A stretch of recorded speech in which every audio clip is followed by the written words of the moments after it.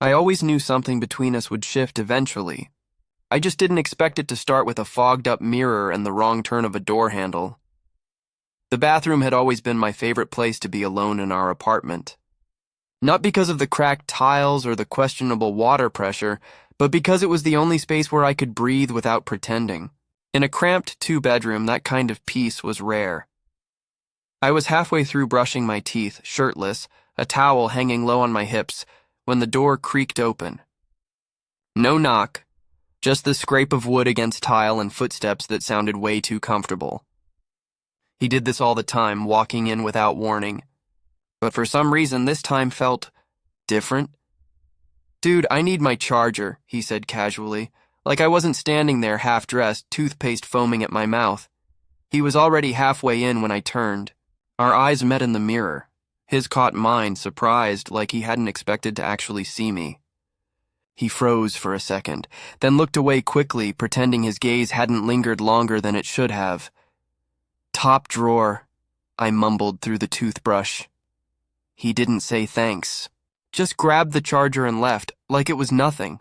But it wasn't nothing. My heart was still pounding. That was typical of him, showing up in moments that felt too raw, too unguarded. He had this way of existing that made everything feel easy, laughing at his own dumb jokes. Sprawled on the couch with his hoodie up, one sock missing, blasting late-night music that rattled the walls, yet somehow made me feel less alone. We'd been roommates for almost a year, thrown together by a university housing app. He was all denim jackets, lazy confidence, and that deep voice that could make even past the salt sound like a secret. I was the opposite. Careful, quiet, always overthinking every word I said. We weren't supposed to work, but somehow we did. Somewhere between late-night pizza runs and quiet mornings with coffee mugs in hand, we found a rhythm.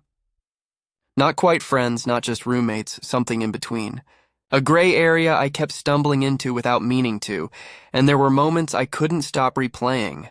The night he fell asleep beside me during a movie and didn't move away, even when I didn't. The time our fingers brushed reaching for the same bowl of popcorn and he didn't pull back.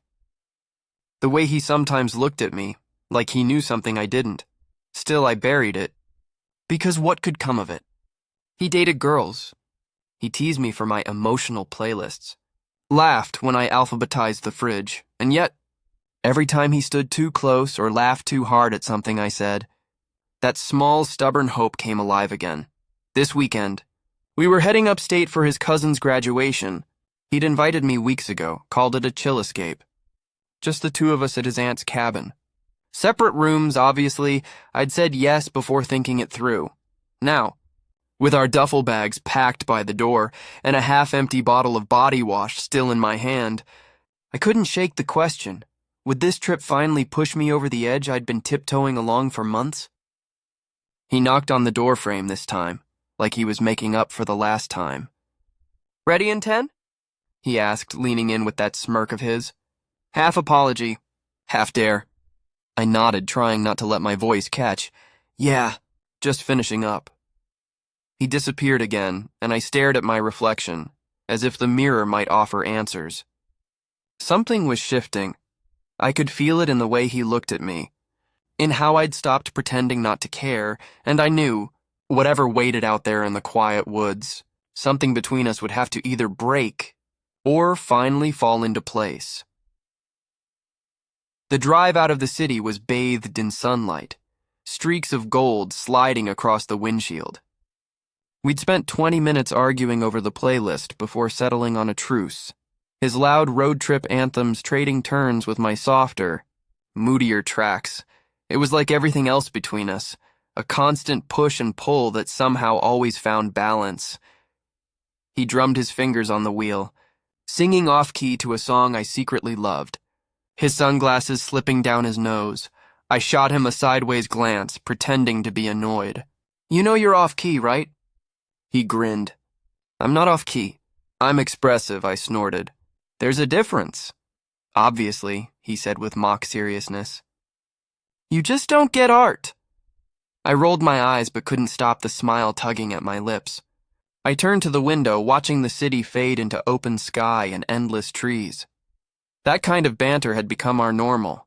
The playful teasing, the inside jokes, the comfortable silences that never felt awkward. It was strange how easily he had fit into my life, like I hadn't realized something was missing until he started filling the empty spaces.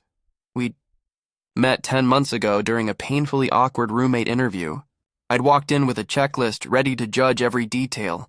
He'd shown up late, hoodie half-zipped, sipping a gas station iced coffee like nothing in the world could rush him. I almost crossed him off immediately, but then he noticed the graphic novel on my desk, the one no one ever recognized, and spent 10 minutes talking about the author's other work. He wasn't pretending. He actually knew. That spark of something shared, and that's what did it. Since then, we'd split groceries, synced our laundry days, and somehow ended up falling asleep on opposite ends of the same couch more nights than not. Somewhere along the way, I learned the tiny details, the way he tugged at his collar when he was tired, and how he learned that I tapped my pen 3 times before saying something I wasn't sure about. Small things, subtle things, almost intimate, but never spoken out loud. We never labeled it. The cabin came into view just after noon, wooden, a little crooked, tucked deep in a quiet clearing that smelled of pine and earth. He parked the car and stretched with a groan loud enough to wake the trees. "God, my back," he muttered. "You sure you don't want me driving on the way back?" I offered. He shot me a look. "Remember? I don't trust you behind the wheel," I teased. "You meant that in a loving way, right?" I laughed, already pulling my bag from the back seat. Inside, the cabin was cozy, faded rugs, sunlit wood, and the faint scent of dust and pine sap. His aunt had left a small basket of snacks on the counter and a note about the canoe key. He tossed his backpack onto the couch and dropped beside it with a satisfied sigh. 2 bedrooms, I said, scanning the doors and reading the labels. "Oh, about that," he started, still not looking up. "One's being renovated. Ceiling issue. Guess we're sharing." I froze mid-step, my hand on the doorknob. "You're kidding," he shrugged. "Only 1 bed, but it's huge. I don't snore." "I've heard you snore," I shot back. "Adorably," he grinned. "You've been listening that closely?" I ignored the heat rising in my face and opened the bedroom door. He wasn't lying. There was only 1 bed, wide, tucked beneath a window overlooking the trees. The room was small, quiet, close. My heart thudded hard against my ribs. "I can sleep on the floor," I offered, though the thought already made my back ache. He leaned against the doorway, arms crossed, eyes scanning the space before settling on me. "No need. We've literally fallen asleep on the couch together like 5 times. Yeah, but this is different." He didn't answer right away. When I finally looked back, he was watching me. Not in that usual teasing way, but quiet, steady, focused.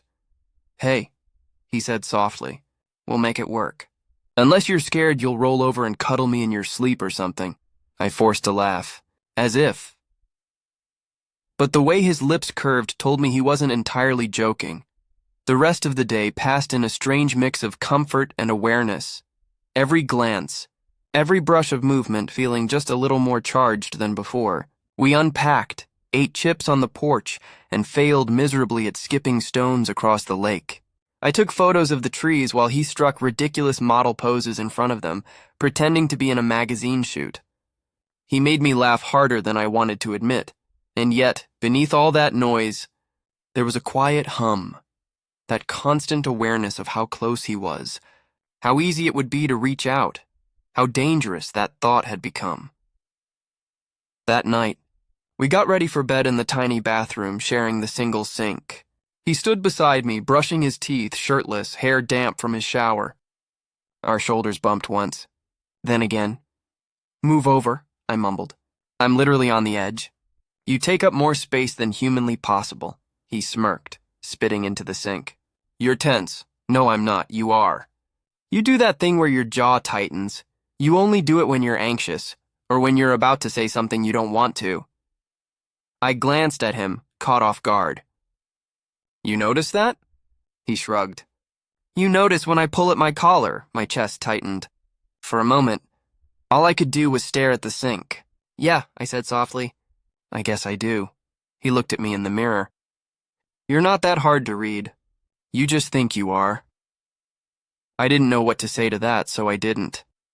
We crawled into bed on opposite sides, the mattress firm but surprisingly comfortable. The room was quiet, filled only by the rustle of leaves outside and the slow rhythm of our breathing. He lay on his back, hands behind his head, eyes on the ceiling. You good? He asked after a while. Yeah, I said, but I wasn't, because every inch of space between us felt like a lie. And part of me couldn't stop wondering if he felt it too. The next morning, we set out to hike the trail looping around the lake, mostly because he wouldn't stop teasing me about needing real fresh air before my city lungs gave out. I packed water and granola bars while he filled a small day pack, tossing a banana at me like we were heading off on some epic adventure. The trail started wide and easy, sunlight spilling through the trees, the ground soft with moss and pine needles. We fell into step naturally, him slightly ahead, glancing back to smirk whenever I lagged behind to take pictures of oddly shaped rocks or trees that looked like they belonged in a fantasy movie.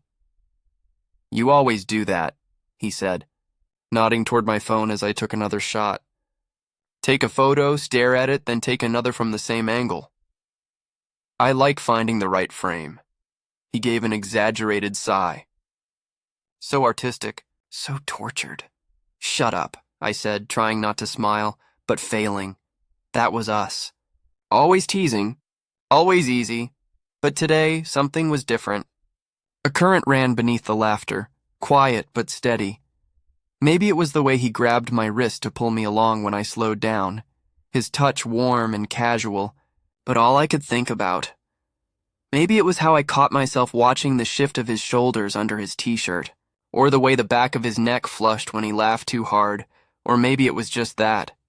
No matter how many times I told myself we were only friends, every part of me wanted more. We reached a rocky overlook about halfway through. The view opened wide, endless trees, the lake glinting in the distance. The sky stretched out and still. I sat on a flat stone sipping water, trying not to let the silence between us grow heavy. He nudged me lightly with his foot. This was a good idea. Yeah, he nodded. You've been quieter lately. I figured you needed a reset or something. I looked up. You noticed that too? He shrugged, but his eyes didn't leave mine. You don't talk as much when something's on your mind. I almost said it then. Almost let everything spill out. But the words caught in my throat. Like they always did. He looked away first, stretching as he stood. Come on, he said. Let's see if we can make it to the stream before noon. We didn't make it. About 10 minutes later, we reached a narrow bend where the trail had eroded from an old landslide. The dirt looked loose, unstable. We both hesitated. I think we can still cross, he said, stepping forward before I could stop him. The second his foot hit the edge, the ground gave way. He stumbled, arms flailing, and I moved without thinking, grabbing his forearm and yanking him back with more force than I thought I had. He crashed into me hard, and we fell backward into the dirt in a tangled heap. I felt everything, his weight, the thud of his heartbeat against my chest, his sharp inhale, his hand gripping my side like he was still steadying himself. Neither of us moved. Jesus, I breathed. He laughed softly, still sprawled on top of me.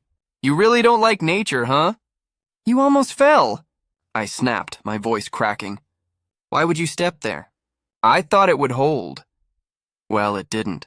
He shifted to roll off me, but not before his hand brushed across my stomach, a fleeting touch, but enough to make my breath hitch. I sat up quickly, brushing dirt from my hoodie even though my hands were shaking. You okay? He asked, his voice suddenly serious. Fine. You're not hurt? I'm fine, he said, studying me. You mad? I'm not mad. I'm just... I stopped, pressing my lips together. The words I wasn't saying were louder than the ones I could. Just what? he asked quietly. Nothing. His tone softened. I don't think it's nothing. I don't know, I admitted finally. Forget it. But forgetting wasn't that easy. The path ahead was blocked, so we turned back, taking the longer way around. The trail climbed uphill, slower, heavier. Clouds began to gather overhead, dimming the light.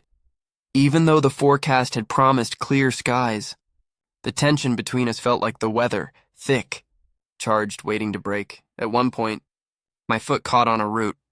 Pain shot through my ankle, sharp and sudden, and I stumbled with a hiss. He was beside me instantly. What happened?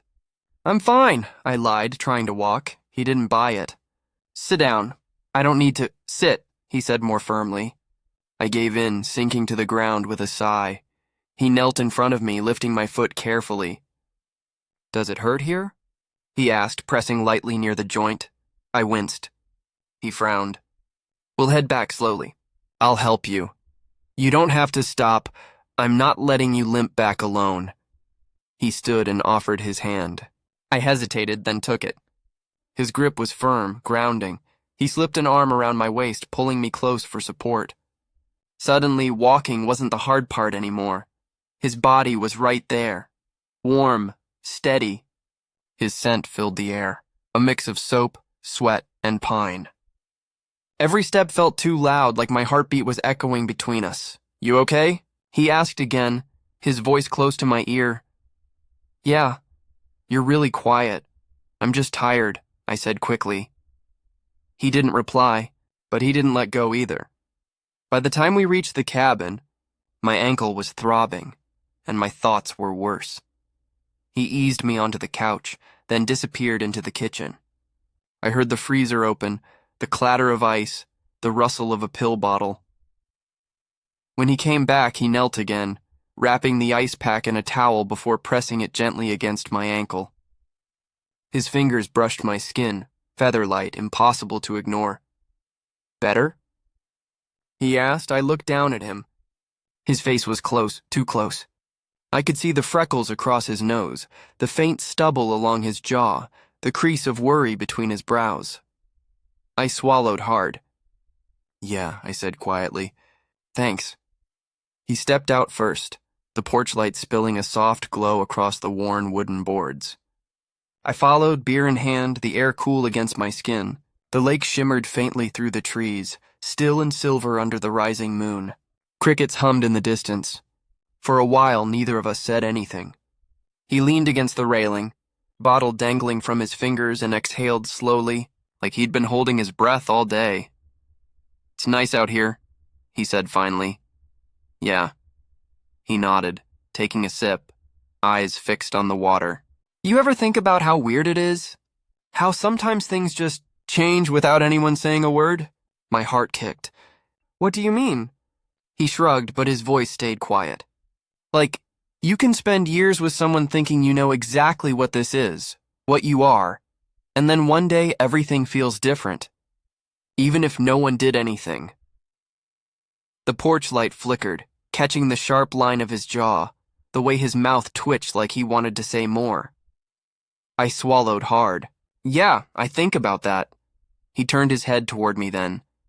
His eyes found mine, steady and searching, like he was waiting for something. I couldn't look away.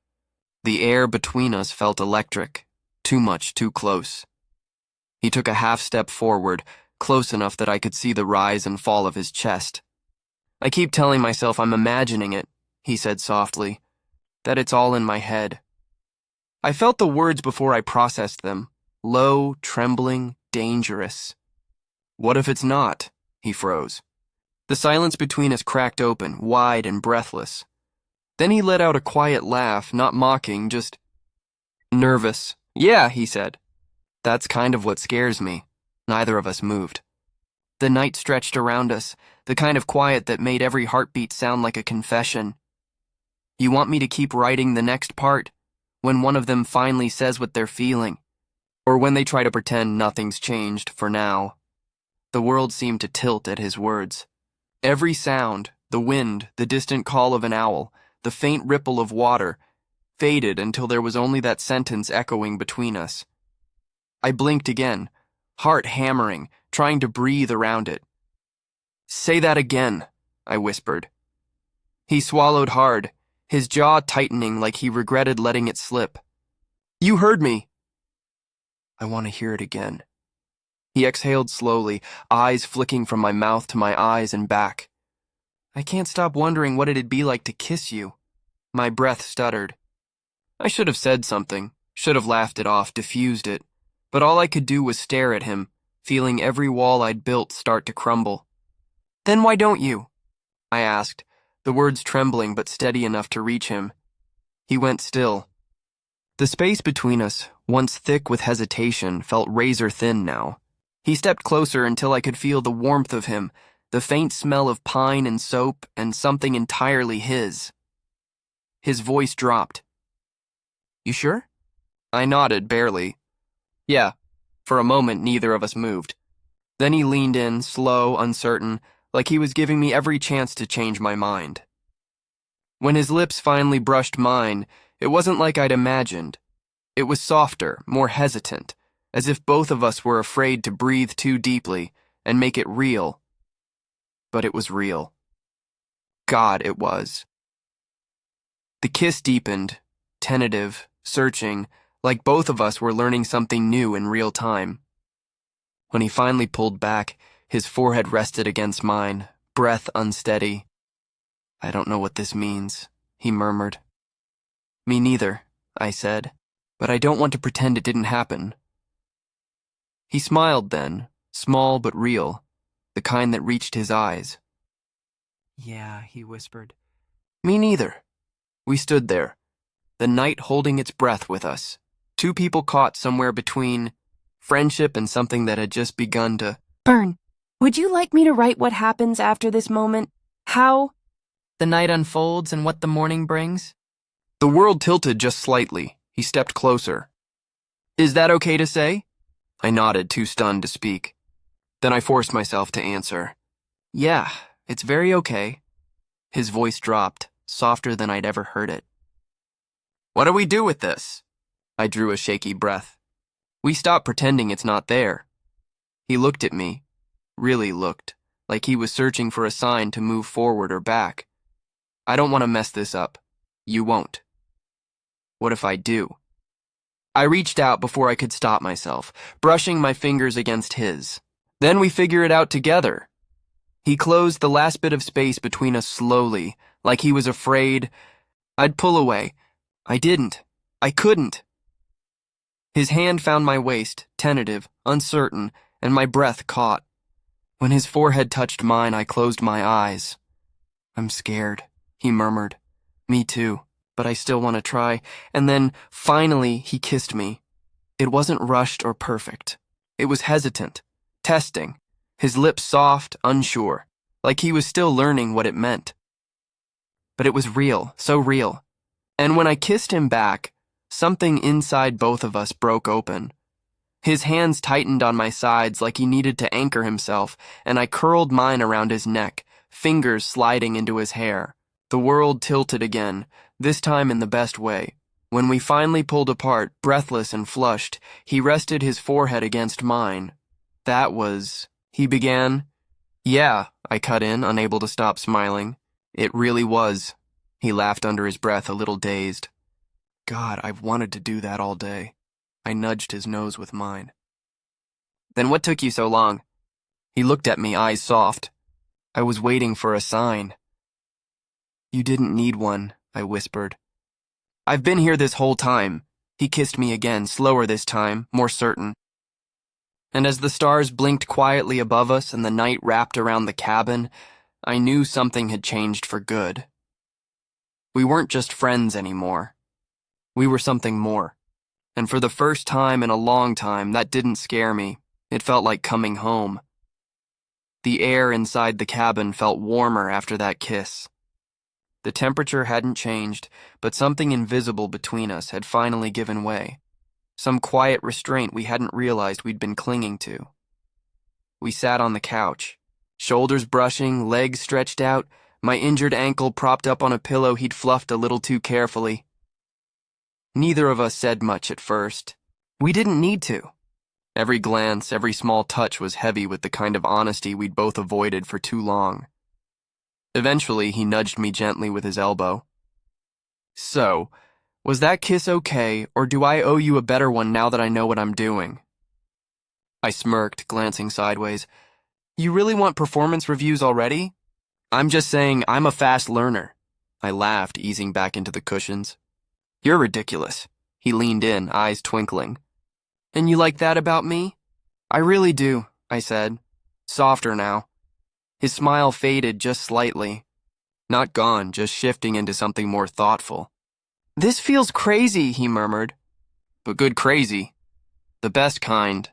We fell quiet again. He reached for my hand, threading his fingers through mine like it was the most natural thing in the world. And maybe it was. After everything, it didn't feel like something new. It felt like something that had always been there, waiting for us to finally see it. I meant what I said earlier, he added after a beat. I've never felt this way before. Not about a guy, not about anyone really. I turned to him, heart thudding. Does that scare you? He thought for a second. Yeah, but not enough to stop. That made me smile. I squeezed his hand. I've been scared too, I admitted. That saying something would ruin everything. But not saying anything started to hurt more. He looked at me like he understood exactly what I meant. I don't want to go back to how things were before, he said quietly. Me neither. He shifted closer, pulling my hand into his lap. So what now? I shrugged, though the smile on my face stayed. Now we figure it out slowly, together, he chuckled. You always say that, together. I like it, I said. I know. He lifted my hand and kissed the back of it, making my heart stutter all over again. There was something about this quiet closeness that felt even more intimate than the kiss. The space between us had shifted, more open, more fragile, more real, and yet it felt safer than it ever had. People might be surprised, he said after a pause. Us? I asked. Yeah, he smiled. But they'll get over it. You're kind of fearless, you know that? Only when I'm with you. That made him laugh, his real laugh, the one that crinkled the corners of his eyes. He looked at me for a long moment, expression soft. Can I tell you something kind of embarrassing? I raised an eyebrow. You just kissed me on a deck under the stars. Go ahead, he scratched the back of his neck. Last month I almost told you how I felt. You fell asleep on the couch during that dumb sci-fi movie, and I was sitting there thinking, this is it.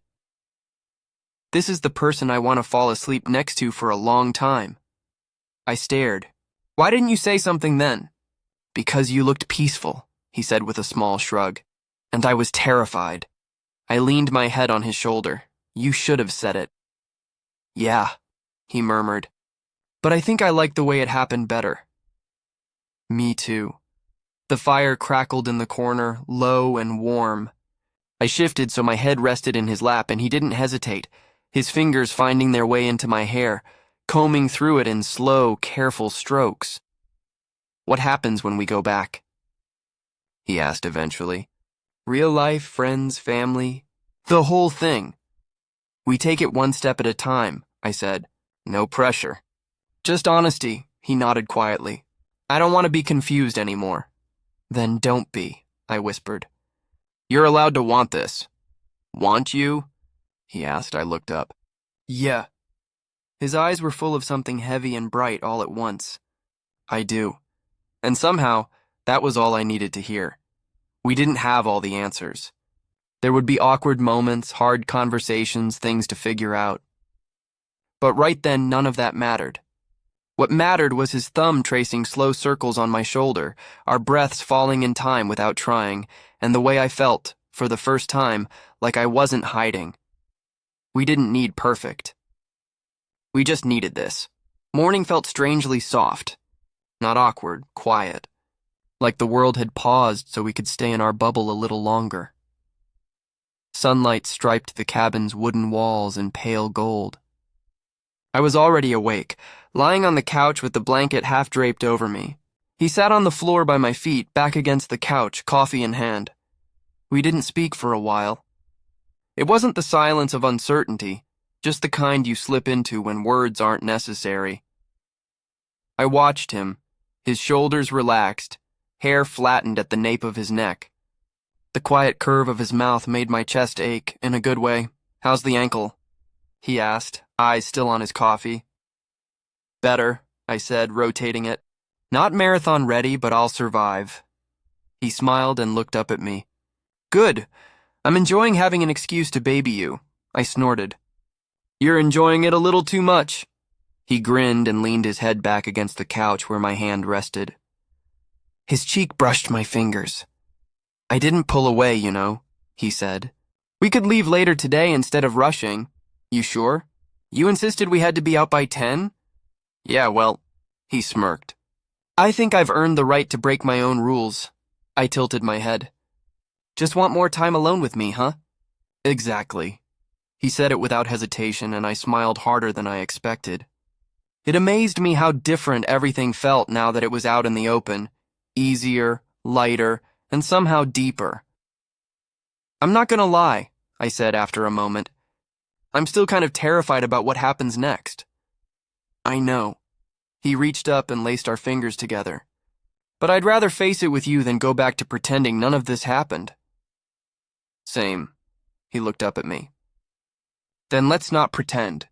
Not with our friends, not with ourselves. Let's just be whatever we are. Together." A quiet stretched between us, but this time it felt like a promise forming.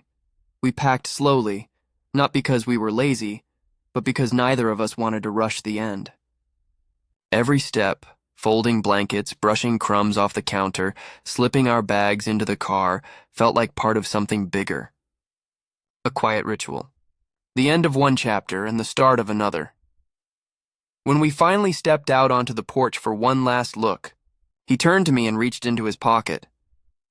"I almost forgot," he said, pulling out a small keychain. It was shaped like a tiny compass, the cheap metal worn smooth around the edges. "This was hanging on the cabin's key," he said, pressing it into my palm. "Figured you should keep it. You know, so you always find your way back." I looked down at it, then back at him. My throat tightened, but in a way that felt good, a warm pressure rising. "I'll keep it safe," I said, closing my hand around it. "Even if the compass is useless?" he asked with a smirk. "It's symbolic," I said. "I figured." We stood there for another moment, watching the wind move through the trees. I reached out slowly and slipped my hand into his.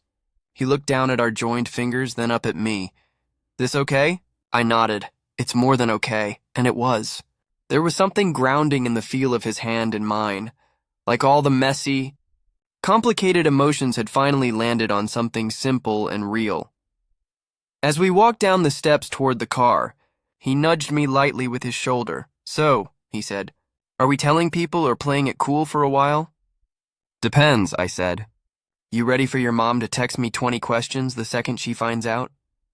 "God, no," he groaned. "Then we wait a little while." "Fair."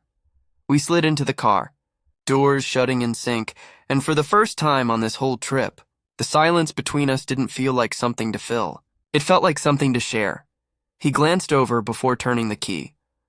"One last question." "Shoot." "What's the first thing you're going to do when we get back?" I smiled. "Order a pizza. Then maybe kiss you again. Depends on how charming you are during the drive." He grinned. Challenge accepted. As the engine started and the road stretched out before us, I turned the compass keychain over in my hand. It didn't point north. It didn't need to, because I already knew where I was going.